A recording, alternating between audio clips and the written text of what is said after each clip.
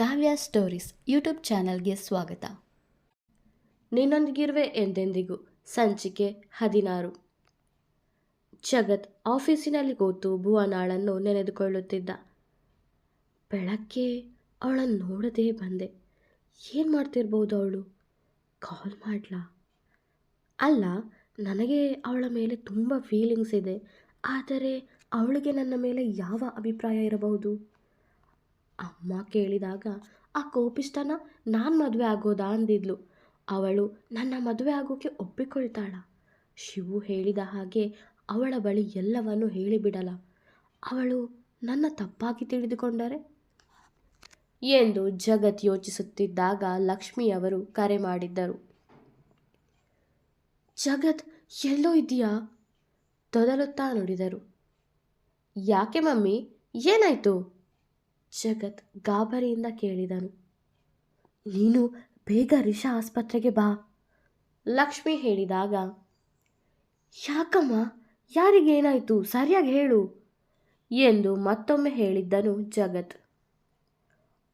ಅದು ಭುವನ ಮಾರ್ಕೆಟು ಸಂದೇಶ್ ಎಂದು ತಡವರಿಸುತ್ತಾ, ನೀನು ಬೇಗ ಆಸ್ಪತ್ರೆಗೆ ಬಾರೋ, ಆಮೇಲೆ ಹೇಳ್ತೀನಿ ಎಂದರು ಅಳುತ್ತಾ. ಭುವನಾಗೆ ಏನಾಯಿತು? ಅವಳು ಯಾಕೆ ಆಸ್ಪತ್ರೆಗೆ ಹೋದ್ಲು? ಸಂದೇಶ್ ಬಗ್ಗೆನೂ ಅಮ್ಮ ಹೇಳಿದ್ರು. ಅವನು ಭುವನಾಗೆ ಏನಾದರೂ ಮಾಡಿದಾನ? 1000 ಪ್ರಶ್ನೆಗಳು ತಲೆಯಲ್ಲಿ ಓಡಾಡುತ್ತಿದ್ದವು. ಶಿವು, ಶಿವು ಎಂದು ಎಷ್ಟೇ ಬಾರಿ ಕರೆದರೂ ಅವನ ಉತ್ತರ ಬರಲಿಲ್ಲ. ಸಹೋದ್ಯೋಗಿಯೊಬ್ಬ ಹೇಳಿದ, ಶಿವು ಹೊರಗಡೆ ಹೋಗಿದ್ದಾನೆಂದು. ಛೆ, ಈ ಹೊತ್ತಲ್ಲೇ ಅವನು ಹೊರಗಡೆ ಹೋಗಬೇಕಾ ಎನ್ನುತ್ತಾ ಅವನಿಗೆ ಕರೆ ಮಾಡಿದ್ದ. ಬ್ಯುಸಿ ಎಂದು ಬರುತ್ತಿತ್ತು. ಬ್ಯುಸಿ ಬರ್ತಿದೆ, ಆಮೇಲೆ ನೋಡಲಿ ಸಂದೇಶ ಕಳಿಸುತ್ತೇನೆ ಎಂದು ಸಂದೇಶವನ್ನು ಕಳುಹಿಸಿ ರಿಷಾ ಆಸ್ಪತ್ರೆಗೆ ಓಡೋಡಿ ಬಂದಿದ್ದ ಜಗತ್. ಅಳು ಮುಖದಲ್ಲಿ ನಿಂತಿದ್ದರು ಲಕ್ಷ್ಮಿ ಹಾಗೂ ರಾಮಣ್ಣ.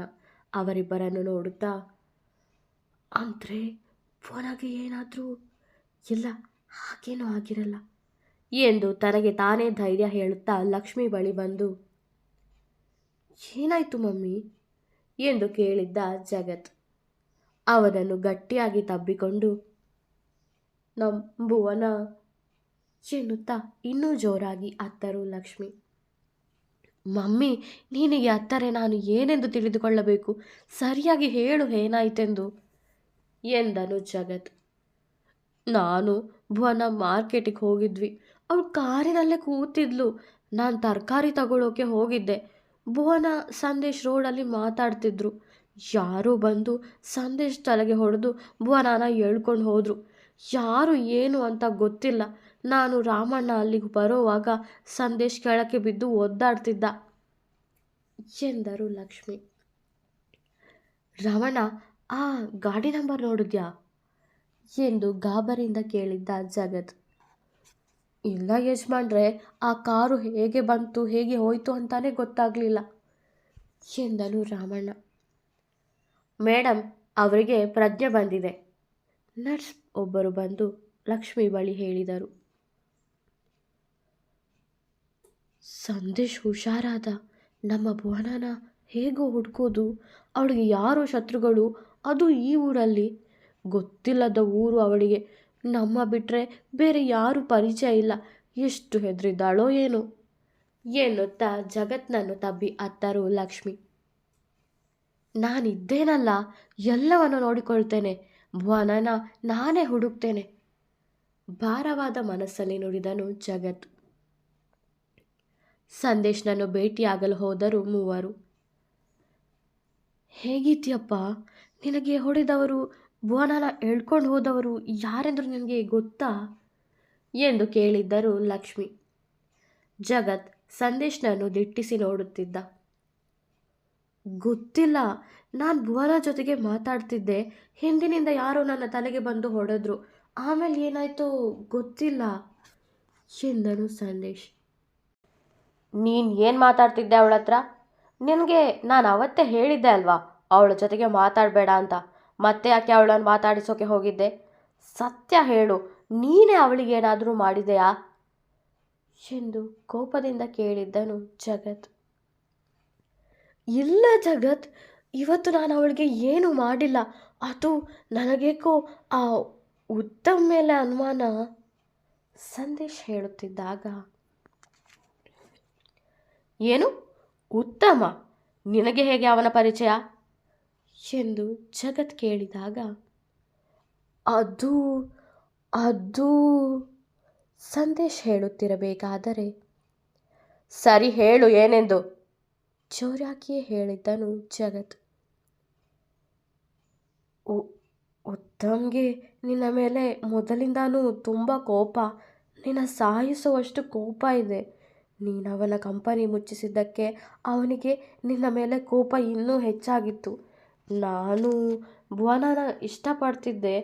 ಅವತ್ತು ಪಾರ್ಟಿಯಲ್ಲಿ ನೀನು ನನಗೆ ಬೈದಿಯಲ್ಲ, ನನಗೂ ನಿನ್ನ ಮೇಲೆ ಕೋಪ ಬಂದಿತ್ತು. ಹೇಗಾದರೂ ಉತ್ತಮ್ ನಿನ್ನ ಮೇಲೆ ಸೇಡಿ ತೀರಿಸಿಕೊಳ್ಳುತ್ತಾನೆ ಅಂತ ತಿಳಿದಿತ್ತು. ಅದಕ್ಕೆ ನಾನು ಉತ್ತಮ್ ಜೊತೆಗೆ ಸೇರಿಕೊಂಡೆ. ನಿನ್ನ ಸಾಯಿಸೋಕೆ ಉಪಾಯ ಮಾಡಿದೆವು. ಆವತ್ತು ನಿನ್ನ ಕಾರು ಹಾಳು ಆಗುವಾಗೆ ಮಾಡಿದ್ದು ನಾವೇ, ನಿನ್ನ ಸಾಯಿಸೋಕೆ ಬಂದಿದ್ದು ನಾವೇ. ಜೀವನ್ ನಿನಗೆ ಚುಚ್ಚಬೇಕೆಂದಿದ್ದ ಚಾಕುಗೆ ಭುವನ ಅಡ್ಡ ಬಂದು ಬಿಟ್ಟಳು. ನೀನು ಅವಳನ್ನು ಕಾಪಾಡಿದೆ.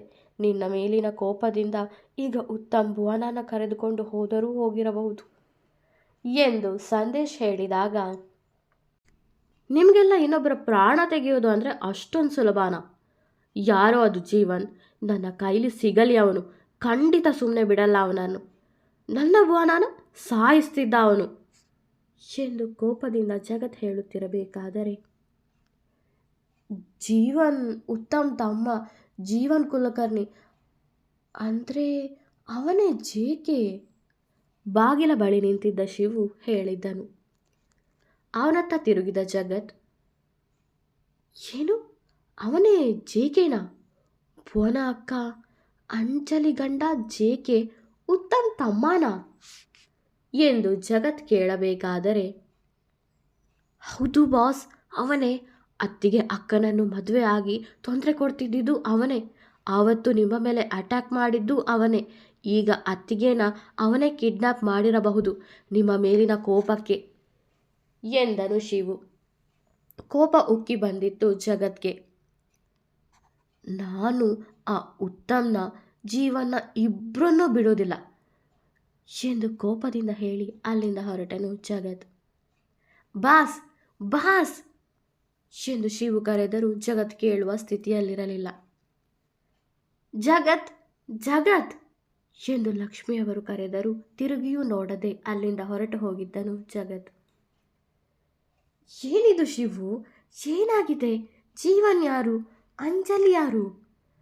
ಉತ್ತಮ್ ಜಗತ್ನ ಸಾಯಿಸೋಕೆ ಪ್ರಯತ್ನ ಪಟ್ಟನ? ಏನಿದೆಲ್ಲ ಶಿವು ಎಂದು ಗೊಂದಲದಿಂದ ಕೇಳಿದ್ದರು ಲಕ್ಷ್ಮಿ. ಶಿವು ಎಲ್ಲವನ್ನೂ ವಿವರಿಸಿದ್ದ. ದೀಪ್ತಿ ವಿಷಯ, ಉತ್ತಮ್ನ ಕಂಪನಿಯನ್ನ ಮುಚ್ಚಿಸಿದ ವಿಷಯ, ಮದುವೆ ಬಿಟ್ಟು ಭುವನ ಅಕ್ಕ ಅಂಜಲಿನ ಹುಡುಕಿಕೊಂಡು ಬೆಂಗಳೂರಿಗೆ ಬಂದ ವಿಷಯ, ಜೀವನ್ ವಿಷಯ, ಭುವನಾಗೆ ಚಾಕು ಚುಚ್ಚಿದ್ದು ಉತ್ತಮ್ ಕಡೆಯವರು ಅನ್ನುವ ವಿಷಯ ಎಲ್ಲವನ್ನೂ ಹೇಳಿದ್ದ. ಇಷ್ಟೆಲ್ಲ ಆಗೋಗಿದ್ಯಾ? ಭುವನ ಅಕ್ಕ ಅಂಜಲಿ ಕಷ್ಟದಲ್ಲಿದ್ದಾಳ? ಭುವನ ಮದುವೆ ಬಿಟ್ಟು ಇಲ್ಲಿಗೆ ಬಂದಿರೋದಾ? ನಾನು ಅವಳ ಬಳಿ ತುಂಬ ಬಾರಿ ಕೇಳಿದ್ದೆ ಅವಳ ಅಮ್ಮ ಪಾರ್ವತಿ ಹತ್ರ ಮಾತಾಡಬೇಕು ಎಂದು. ಆದರೆ ಭುವನ ಪ್ರತಿ ಬಾರಿ ಕೇಳಿದಾಗಲೂ ಇನ್ನೊಮ್ಮೆ ಮಾತಾಡಿಸುತ್ತೇನೆ ಎಂದೇ ಹೇಳುತ್ತಿದ್ದಳು. ಒಂದು ದಿನವೂ ನನ್ನ ಬಳಿ ಯಾವುದನ್ನು ಹೇಳಿಕೊಂಡಿಲ್ಲ ಆ ಹುಡುಗಿ. ನನ್ನ ಮಗ ಕೂಡ ನನ್ನಿಂದ ಎಲ್ಲವನ್ನೂ ಮುಚ್ಚಿಟ್ಟ. ದೀಪ್ತಿ ವಿಷಯ, ಅದರ ಜೊತೆಗೆ ಭುವನ ಅಕ್ಕನ ವಿಷಯ ಎಂದು ಹೇಳುತ್ತಾ ಲಕ್ಷ್ಮಿಯವರು ಅಳುತ್ತಿರಬೇಕಾದರೆ, ಅಮ್ಮ, ನಮ್ಮ ಬಾಸ್ ಭುವನನ ಇಷ್ಟಪಡ್ತಿದ್ದಾರೆ. ಅಂಜಲಿ ಸಮಸ್ಯೆ ಬಗೆಹರಿದ ಮೇಲೆ ನಿಮ್ಮ ಹತ್ರ ಭುವನ ಹತ್ರ ಮಾತಾಡಬೇಕೆಂದಿದ್ರು. ಆದರೆ ಈಗ ಶಿವು ಹೇಳಿದಾಗ, ಭುವನ ಸಿಕ್ಕರೆ ಸಾಕು, ಜಗತ್ ಭುವನ ಮದುವೆ ಮಾಡಿಸೋದೆ ಎನ್ನುತ್ತಾ ಮತ್ತೆ ಜಗತ್ ನೆನಪಾಗಿ, ಶಿವು ಅವನು ಆ ಉತ್ತಮ್ ಬಳಿ ಹೋಗಿ ಇನ್ನೇನು ಅವಾಂತರ ಮಾಡಿಕೊಳ್ಳುತ್ತಾನೋ ಏನು, ಅವನನ್ನು ತಡೆ ಎಂದರು ಲಕ್ಷ್ಮಿ. ಸರಿಯಮ್ಮ, ನಾನೀಗಲೇ ಹೋಗುತ್ತೇನೆ ಎಂದು ಅಲ್ಲಿಂದ ಹೊರಟ. ಆಸ್ಪತ್ರೆಯಿಂದ ಕೆಳಗೆ ಬರುವ ಹೊತ್ತಿಗೆ ಜಗತ್ ಅಲ್ಲಿಂದ ಉತ್ತಮ್ ಮನೆಗೆ ಹೋಗಿ ಆಗಿತ್ತು.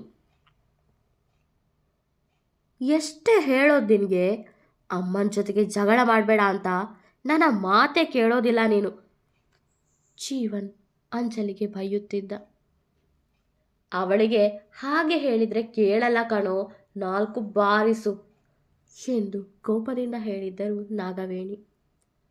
ಹೌದು, ಬಾರಿಸ್ತಿದ್ರೇನೆ ಬುದ್ಧಿ ಬರೋದು ಇವಳಿಗೆ ಎಂದು ಜೀವನ್ ಕೈ ಎತ್ತಿ ಹೊಡೆಯಲು ಹೋದಾಗ ಅವನ ಕೈ ಹಿಡಿದು ತಡೆದಿದ್ದ ಜಗತ್. ಜೀವನ್ ಜಗತ್ ಕಡೆ ಉರಿನೋಟ ಬೀರಿ, ನೀನಾ ಎಂದನು. ಹೌದು, ನಾನೇ. ಹೆಂಡತಿ ಮೇಲೆ ಕೈ ಎತ್ತಬಾರ್ದು ಅಂತ ಗೊತ್ತಿಲ್ವಾ ನಿನಗೆ ಎಂದು ಕೋಪದಿಂದ ಕೇಳಿದ್ದನು ಜಗತ್. ಅವಳು ನನ್ನ ಹೆಂಡತಿ, ಏನು ಬೇಕಾದರೂ ಮಾಡುತ್ತೇನೆ, ನಿನಗ್ಯಾಕೆ ಎಂದು ಜೀವನ್ ಕೇಳಿದಾಗ ಜೀವನ್ ಕೆನ್ನೆಗೆ ಒಂದೇಟು ಹೊಡೆದಿದ್ದ ಜಗತ್. ನನ್ನ ಮಗನಿಗೆ ಹೊಡೆಯೋಕೆ ನೀನ್ಯಾರೋ ಎಂದು ಕೋಪದಿಂದ ಕೇಳಿದ್ದರು ನಾಗವೇಣಿ.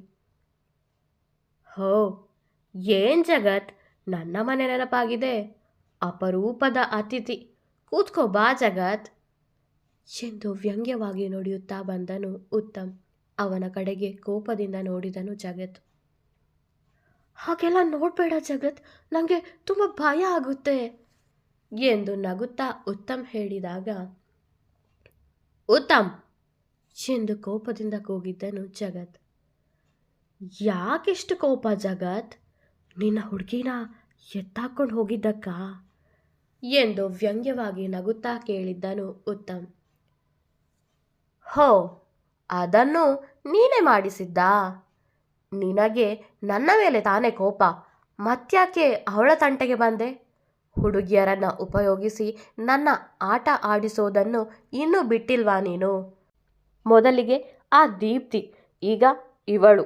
ನೋಡು, ಅವಳಿಗೆ ಏನಾದರೂ ಆದರೆ ನಾನಂತೂ ನಿನ್ನ ಸುಮ್ಮನೆ ಬಿಡಲ್ಲ ಉತ್ತಮ್. ನೀನು ನನ್ನ ಸಾಯಿಸೋಕೆ ಬಂದಿದ್ದು, ಆ ಚಾಕು ಭುವನಾಗೆ ತಾಕಿದ್ದು ಎಲ್ಲ ನನಗೆ ಗೊತ್ತಾಗಿದೆ.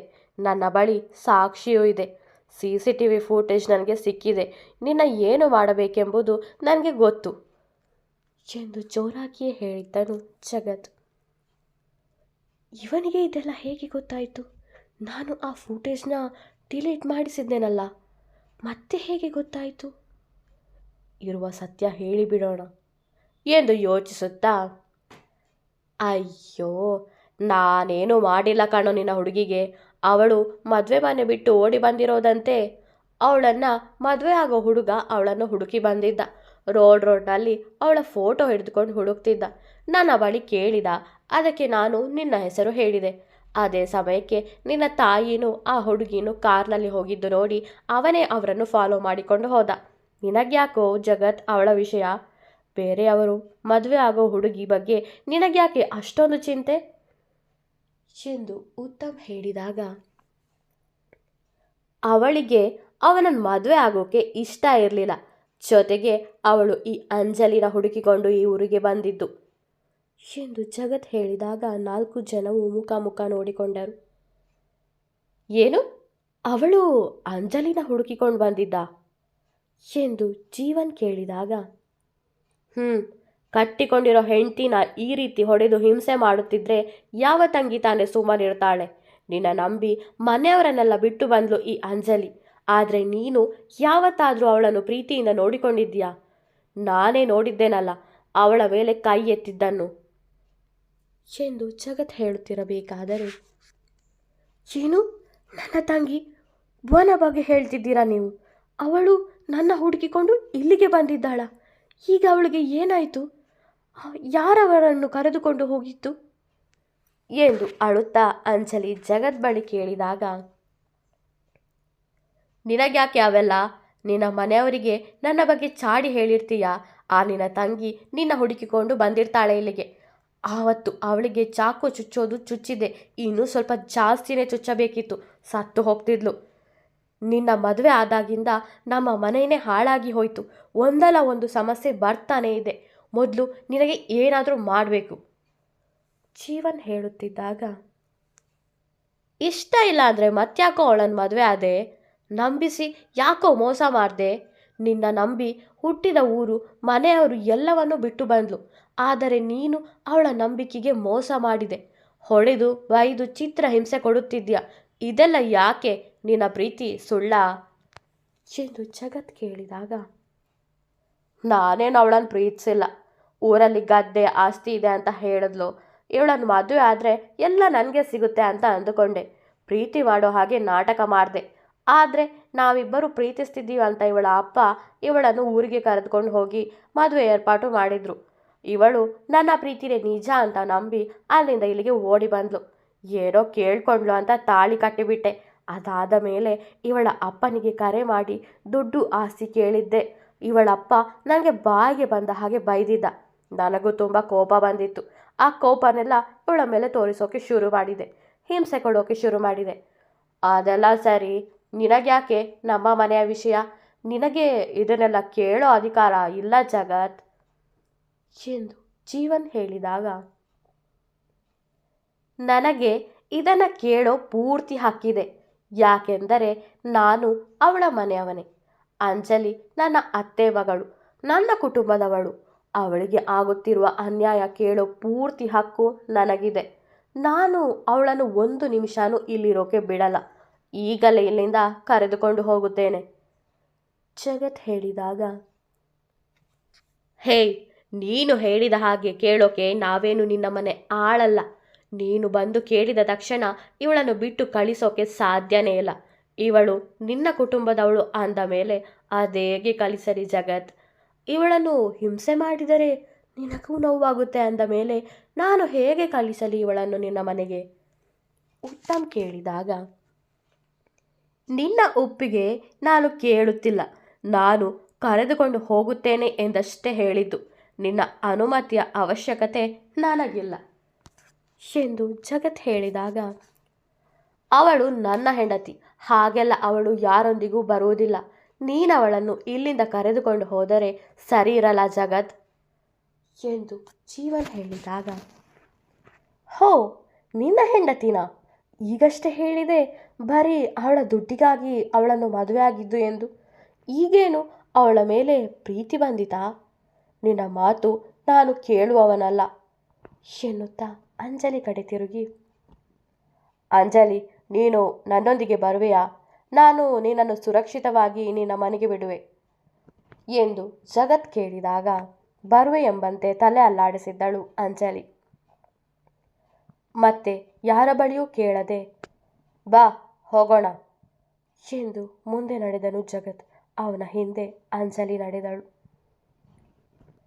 ಹೇಯ್, ಅವಳನ್ನು ಕರ್ಕೊಂಡು ಹೋಗ್ತಿದ್ದಾನೆ ಕಣೋ ಉತ್ತಮ್, ತಡಿಯೋ. ಅವಳು ಹೋದರೆ ಮನೆ ಕೆಲಸ ಯಾರು ಮಾಡ್ತಾರೆ? ಅವಳಿದ್ದಾಳೆ, ಸುಮ್ಮನೆ ಖರ್ಚು ಯಾಕೆ ಅಂತ ಮನೆ ಕೆಲಸದವರನ್ನೆಲ್ಲ ಕೆಲಸದಿಂದ ತೆಗೆದಿದ್ದೆ. ಈಗ ಇಷ್ಟು ದೊಡ್ಡ ಮನೆ ಕೆಲಸನ ಯಾರು ಮಾಡೋದು ಎಂದು ನಾಗವೇಣಿ ಕೇಳಿದಾಗ, ಅಮ್ಮ, ಅವಳು ಹೇಗೆ ಹೋದಳು ಹಾಗೆ ಇಲ್ಲಿಗೆ ವಾಪಸ್ ಬರ್ತಾಳೆ. ನನಗೆ ಗೊತ್ತು ಅವಳನ್ನು ಮತ್ತೆ ಈ ಮನೆಗೆ ಕರೆಸೋದು ಹೇಗಂತ. ಜೊತೆಗೆ ಜಗತ್ಗೂ ಏನು ಮಾಡೋದು ಅಂತ ಚೆನ್ನಾಗಿ ಗೊತ್ತು. ಈ ಬಾರಿ ಜಗತ್ ನನ್ನ ಮುಂದೆ ಸೋಲುತ್ತಾನೆ, ಸೋಲಲೇಬೇಕು ಎಂದು ಅಟ್ಟಹಾಸದ ನಗು ಬೀರಿದ್ದ ಉತ್ತಮ್ ಅದಾಗಲೇ ಹೊಸ ಪ್ಲಾನ್ ಮಾಡಿದ್ದ. ಜಗತ್ ದಾರಿಯುದ್ದಕ್ಕೂ ಭುವನ ಬಗ್ಗೆ ಹೇಳುತ್ತಿದ್ದ ಅಂಜಲಿಗೆ. ತನ್ನ ತಂಗಿ ಗೊತ್ತಿಲ್ಲದ ಊರಿಗೆ ತನಗಾಗಿ ಬಂದಿದ್ದಾಳೆಂದು ತಿಳಿದು ಸಂತಸಪಟ್ಟಳು ಅಂಜಲಿ. ಮಾತು ಮುಂದುವರಿಸುತ್ತಾ, ಯಾರು ಭುವನನ ಕಿಡ್ನಾಪ್ ಮಾಡಿದ್ದು? ನಿಮಗೆ ಗೊತ್ತಾ ಅವರು ಯಾರೆಂದು?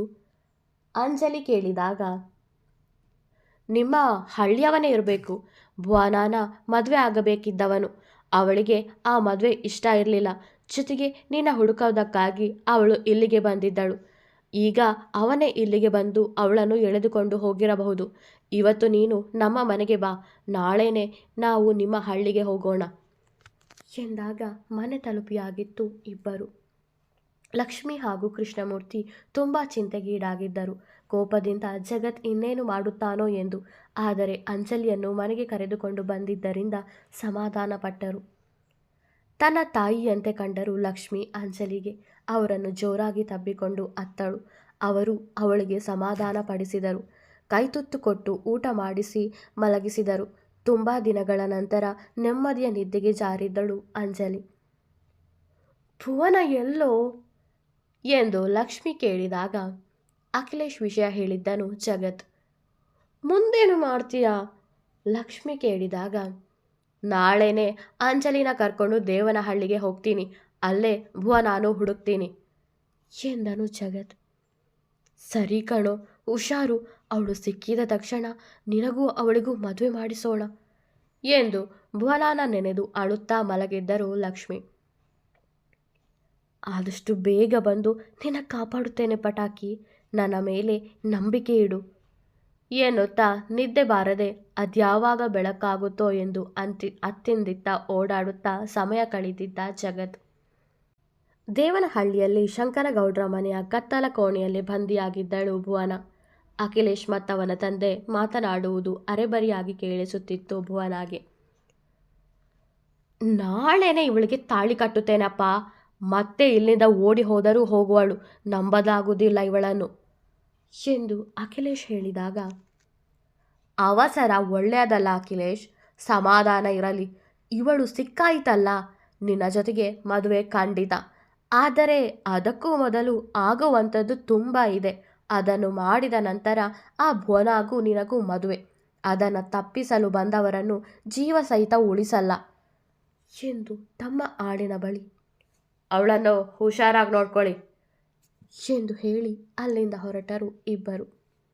ಪಾಪ ಜಗ್ಗ ನನ್ನ ತುಂಬ ಹುಡುಕ್ತಿರಬಹುದು. ಅಂಜಲಿಯ ಬಗ್ಗೆ ಹೇಳಿದ್ದೆ, ಅವಳನ್ನು ಹುಡುಕ್ತಿರಬಹುದು. ನನಗೆ ನಿನ್ನ ಮೇಲೆ ನಂಬಿಕೆ ಇದೆ ಜಗ್ಗ, ನೀನು ಅಂಜಲಿನ ಹುಡುಕಿಕೊಂಡು ಇಲ್ಲಿಗೆ ಬರ್ತೀಯ ಅಂತ. ಜೊತೆಗೆ ನನ್ನ ಕೂಡಿ ಹಾಕಿರುವ ಈ ಅಖಿಲೇಶ್ಗೆ ಬುದ್ಧಿ ಕಲಿಸ್ತೀಯಾ ಅಂತಾನೂ ನಂಬಿಕೆ ಇದೆ ಎಂದು ಜಗತ್ನನ್ನೇ ನೆನೆದು ನಿದ್ದೆ ಬಾರದೆ ಅಳುತ್ತಿದ್ದಳು ಭುವನ. ಮುಂದುವರಿಯುವುದು. ವಿಡಿಯೋ ಇಷ್ಟವಾದರೆ ಲೈಕ್ ಮಾಡಿ, ಕಮೆಂಟ್ ಮಾಡಿ. ನನ್ನ ಚಾನಲ್ಗೆ ಹೊಸಬರಾದರೆ ಸಬ್ಸ್ಕ್ರೈಬ್ ಮಾಡಲು ಮರೆಯಬೇಡಿ. ಧನ್ಯವಾದಗಳು.